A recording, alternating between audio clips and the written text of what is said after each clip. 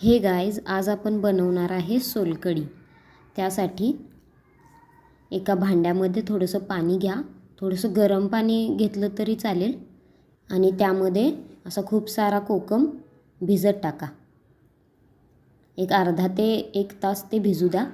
आणि एका मिक्सरच्या भांड्यामध्ये ओले खोबरे, त्यामध्ये एक लसणाची पाकळी बारीक चॉप केलेली आहे मी, ती घातली आणि आलं ते पण असं बारीक चिरून घेतलेलं आहे, ते घालून मिक्सरला मी वाटून घेतले। त्यामध्ये जिरे आणि एक मिरची टाकून घ्यायची, ते बारीक करून घ्यायचं आहे आणि त्याचं नारळाचं दूध असं काढून घ्यायचं आहे। आपण हे 3-4 वेळा मी मिक्सरला वाटून असं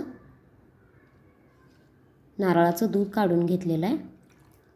आता त्यामध्ये हे बाजूला ठेवूयात आणि त्यामध्ये हे जे कोकम आपण भिजत टाकलेलं, हे दिवसभर जरी भिजत ठेवलं तरी ह्याचा काही साईड इफेक्ट नाही आहे। ह्यामध्ये फक्त बीट आणि कलर नका टाकू। जर कलर टाकला तर ते चांगलं नसतं आपल्या शरीराला आणि बीटामुळे टेस्ट थोडीशी ऑथेंटिक येणार नाही आहे। आता ह्या नारळाच्या दुधामध्ये आपण तो आगळ टाकून घेऊयात। तुम्ही तयार आगळ जरी वापरला तरी काही हरकत नाही आहे, फक्त कलर थोडा तयार आगळने अगदीच पिंक असा येत नाही। कलर यायचा असेल तर असं कोकम भिजत घाला आणि मगच त्यामध्ये टाका। हे बघा, आता यामध्ये थोडंसं चवीपुरतं आपण मीठ टाकून घेऊयात आणि ते थोडंसं हलवून घेतलं आहे मी आणि त्याला वरून कोथिंबीर अशी, हे बघा, कोथिंबीर टाकून घेऊयात।